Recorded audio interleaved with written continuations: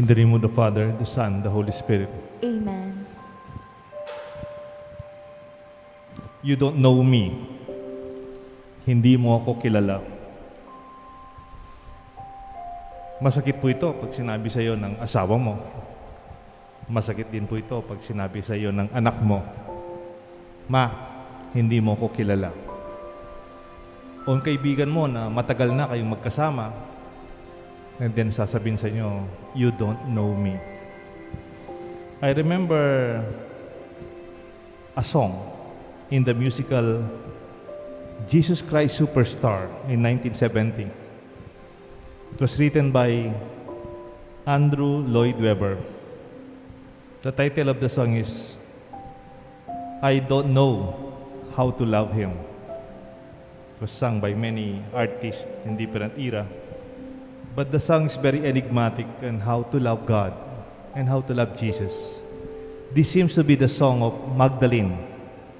But he was fascinated and yet mystified and even confused how to love this Jesus called man. And she was singing, she does not know how to love Jesus. The song goes like this. I don't know how to love Him, what to do, how to move Him. I've been changed, yes, really changed. In these past few days, when I've seen myself, I've seen like someone else. I don't know how to take this. I don't know how He moves me. He's a man. He's just a man, and I had so many men before in every many ways. He's just one more. Should I bring him down?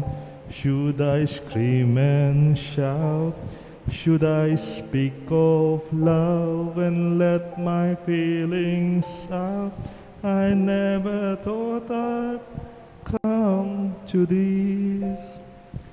What's it all about? For me, the song is very enigmatic. That as I come to know this person, I am changed. As I come to know this person, ako ang nag-iiba, hindi siya. And I would like to ask the same question. Can you love someone you do not know? Pwede mo bang mahalin ang isang taong hindi mo kilala? Maybe you may have that feeling of infatuation or that nice feeling of a romantic expression of seemingly it's love. But I tell you, it's more than that.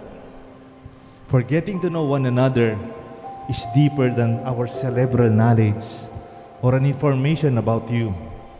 Do you remember Mary? When she was asked by the angel Gabriel that you will have a son? Anong sagot ni Maria? How can this be? I do not know man. Yung wala kong kilala, hindi naman yung walang kilalang lalaki. But for Mary, even during those time, to know is a very deep, intimate relationship. When Jesus asked, who do people say that I am? It reflects how deep they know Jesus and how deep they love Him too. Kung gaano kalalim ang pagkilala mo sa tao, ganun din marahil ang lalim ng kanyang pagmamahal sa Kanya. To know someone must be more than the cerebral act, but about personal information or it's a deeper relationship. The journey of love goes with the person and the process of knowing the person. As you know the person, continue to love him and accept him, then indeed, you begin to love him all the more. Dapat yung relasyon nyo, hindi galing sa hearsay. Yung hearsay kung anong sinabi ng iba. Ang tawag doon, chismis or impressions. Sa tingin ko, mapagmalaki ka. Sa tingin ko, mayabang ka. Sa tingin ko, mabait ka.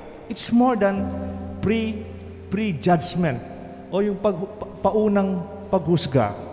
Your bias would lead a person's relationship as an obstacle to a deeper relationship.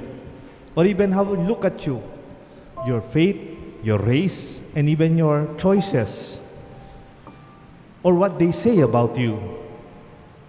Real relationship of knowing, accepting, and embracing the whole person. Hindi lang ngayon, sa darating pang panahon. Kaya minsan, meron akong narinig na asawa ng isang tao, nagtatampo siya sa kanyang asawa. May nangyari sa bahay, may dinesisyon yung asawa niya, hindi man siya kinonsulta at nasaktan siya. Sabi nitong nagsabi sa akin, Father, ang tagal na naming magkasama, ang tagal na naming mag-asawa, hindi pa niya pala ako talaga kilala. Ang tagal na naming magkasama, ang tagal na naming mag-asawa, meron na po silang anak. Tapos sabi niya, hindi pa pala ako talagang kilala. Because to know is not only about expectation. Inaasahan ko ganito ka.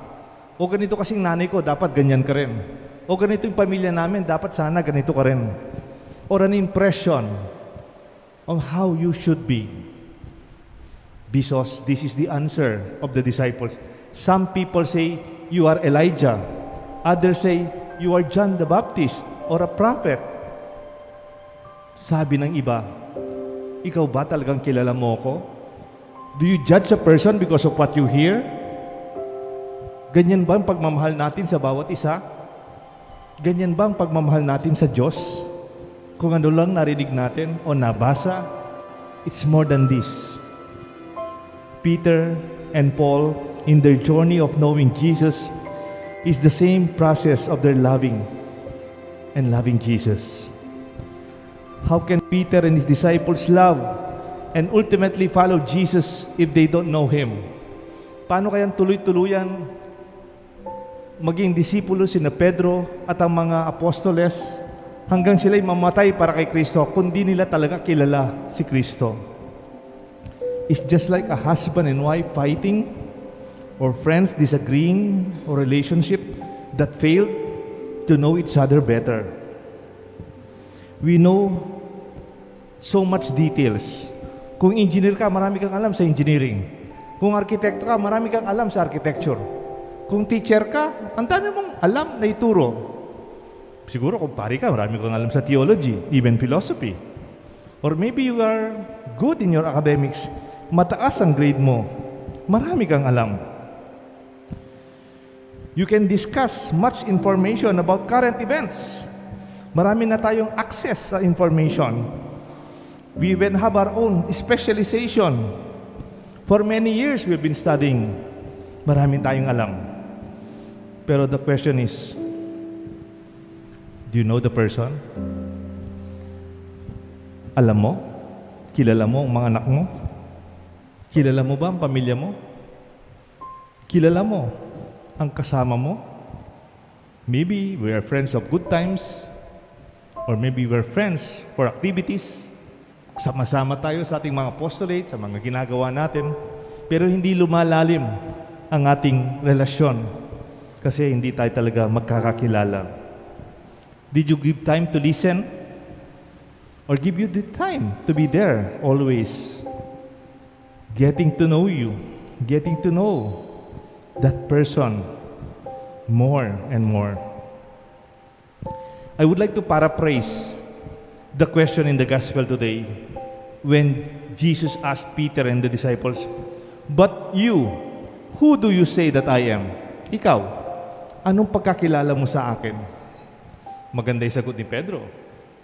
You are the Messiah, the Son of God. Tama.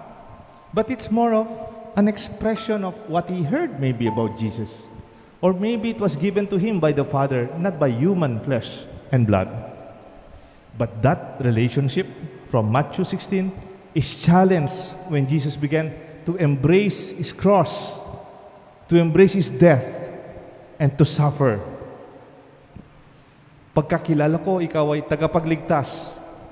Baka naman kilala nila yung tagapagligtas, kamukha ng tagapagligtas na who will be a leader of a war or a revolution. And yet Jesus introduced to them, no, I will give myself to you. And I'm willing to die for you. And that is our victory against violence, against untruth, and against sin. I would like to paraphrase that question again.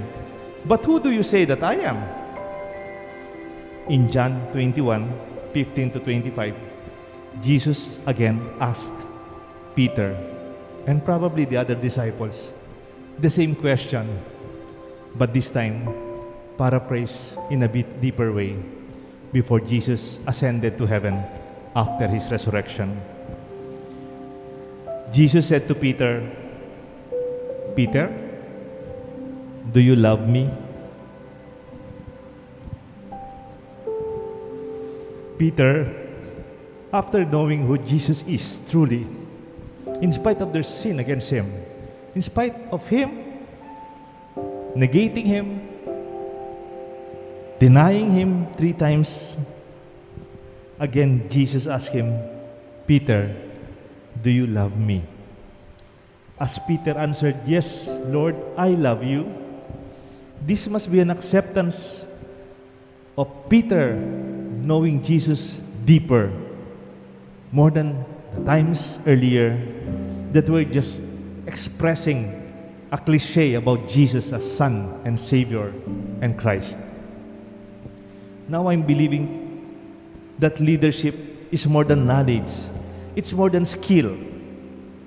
It's more than being good in the Bible. Di ba mga Kristiyano, minsan nagdidebate sa Biblia, mas magaling ako sa Biblia. Magaling ako, marami ako quotation. Matatalo kita sa debate. Is that an expression of knowing God and knowing our Lord? Dahil marami kang memorize, marami kang alam? No. I think it's not about that. Leading as Peter and the leadership of Paul, leadership is not about power, authority, or entitlement, but it is a deeper relationship of knowing the will of the Master. For Jesus, knowing and following the will of the Father, knowing the heart of the Lord. Pagkilala mo na ang kalooban ng Diyos at tanggap mo ito kahit anong mangyari, then you really know the Lord.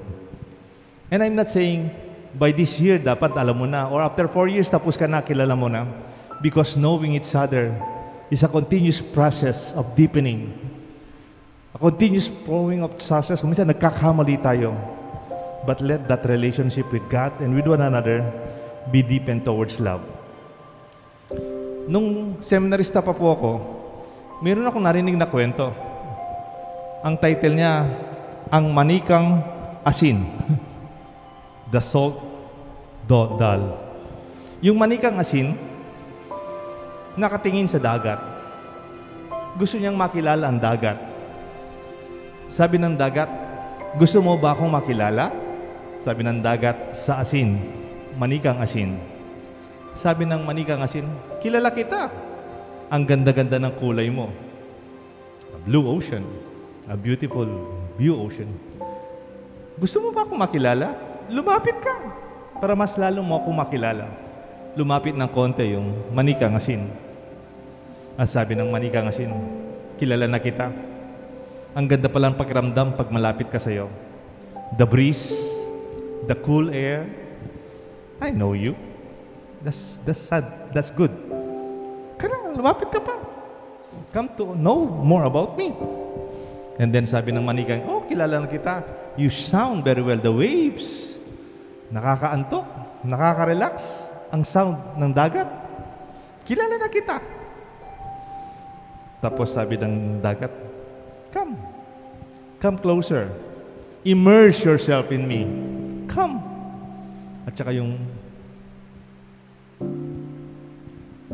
manikang asin lumapit sa tubig. And little by little, he was becoming one with the ocean. Habang nakababad siya, nagiging isa siya kasama ng dagat. And up to that point, ang manikang asin ay tuluyang natunaw sa dagat. And that full immersion, they are now made one. Ngayon nga, hindi na natin makilala yung dagat at ang asin. Kasi iisa na lamang. Sa palagay ko, ganyan yung naging buhay ni Pedro at ni Pablo. Hindi mo na talaga makikilala si Pablo lamang o si Pedro lamang. Dahil sila ngayon ay kaisa, lubusan. Hindi lang kilala at hindi lang alam. Sa ating selebrasyon ngayon, the great feast of Peter and Paul is a celebration of loving relationship into the fullest to the God they serve. Ito po sana ang maging imbitasyon ko sa inyo. Sa ating pagkilala sa Diyos, lalo po sana natin siyang mamahalin. Sa pagkilala natin sa bawat isa, hindi lang sa anong naririnig natin sa iba. Pagkilala mo ang isa, hindi ka naghusga, you don't judge, and you don't even have expectation. Allow the person to introduce him and herself in time that you will truly love one another. May God bless us all, the Father, the Son, the Holy Spirit.